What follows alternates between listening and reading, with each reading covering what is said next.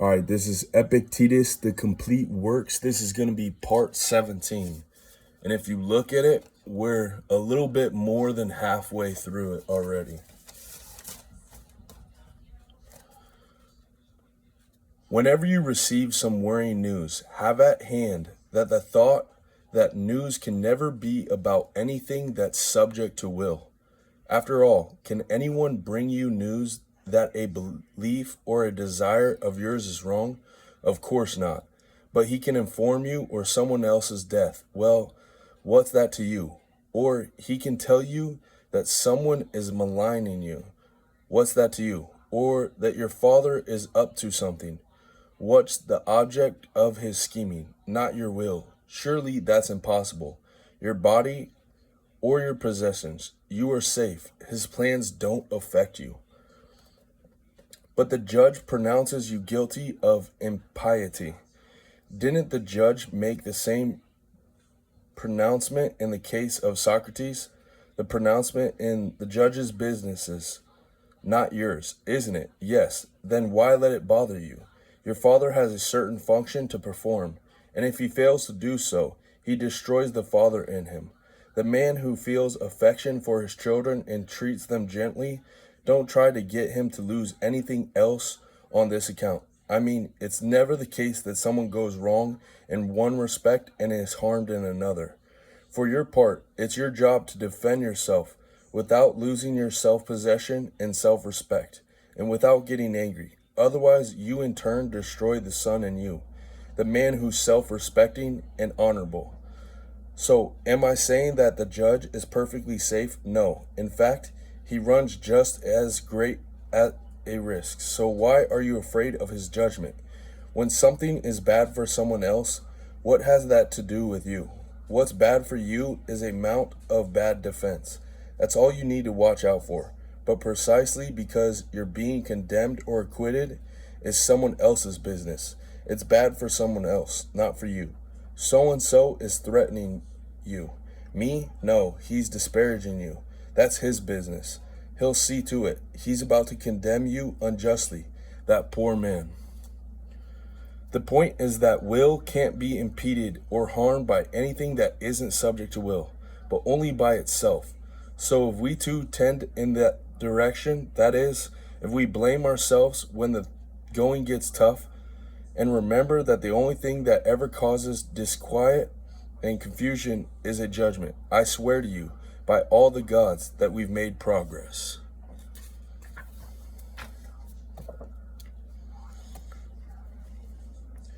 What does an athlete gain from his training partner? A very great deal. So someone who insults me is training me up. He gives me practice and tolerance, and not losing my temper, and being mild-mannered. You disagree. But if he does me good to have someone grab me by the neck and for him to get my loins and shoulders into shape, and if the trainer is right to ask me for a two-handed lift of the pestile, and the heavier the pestle, the more I'm benefited, then doesn't someone do me good if he trains me in not losing my temper? You seem not to know how to turn other people to good account. Do I have a bad neighbor? Bad for himself, but good for me, because he enables me to practice being courteous and fair. Do I have a bad father? Bad for himself, but good for me. Here's what the magic wand of Hermes promises. Touch what you want and it will turn into gold. Well, I can't promise you that exactly, but whatever you present me with, I'll turn to good account. Bring illness, death, poverty, insults, a trial on a capital charge. At a touch from the magic wand, all these will turn into things that do one good. What's will you make of death? I'll make it a way to acquire honor, of course, or a way to show by example what it is for someone to follow the will of nature. And what will you make of illness? I'll show what it's like. I'll be an exemplary invalid. I'll retain my self-possession. I'll be content. I won't flatter my doctor. I won't pray for death. Any further questions? I'll turn whatever you submit into a blessing, a source of happiness, something grand and invaluable. But no, instead you say, take care. not to get ill. It's a bad thing, which is no different from saying, take care, not to accept the impression that 3 equals 4. It's a bad thing. Man, how is it bad? If my view or it is correct, how can it harm me? Won't it actually do me good, rather? If my view of poverty, illness, and political obscurity is correct, what more can I want? Won't they be things I can turn to good account? So what sense would it make for me to look into external things that are good or bad for me? But what actually happens? These ideas go no further than the classroom. No one takes them back home with them. As soon as they get home, you're at war with your slave, your neighbors, your detractors, those who mock you. I wish Lesbius nothing but good, for proving to me every day that I know nothing. Some people know sooner ingest abstract theories than they want to spew them out, just as though with weak stomachs do their food. Digest them first, and then you won't throw up. Otherwise, something that was wholesome really does become inedible vomit. But show us the changes your absorption of these ideas have made to your command center, just as an athlete shows how their shoulders have changed as a result of their exercises and diets, and a person you've mastered in art show the results of their training. A builder doesn't come and say, listen to me lecture on building, but he accepts payment, builds the house, and thereby shows his expertise as a builder. You should do likewise as well. Eat and drink as a member of the human race. Dress, marry, have children. Play your part as a citizen of the community. Tolerate insults. Put up with hard-hearted brothers. Put up with father, son, neighbor, travel companion. Show up this, and then we'll see that you really have learned something from philosophers. First, with regard to yourself, you must change your current behavior in every respect and be seen to do so.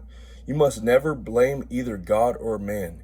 You must eliminate desire altogether and transfer aversion exclusively onto things that are subject to will.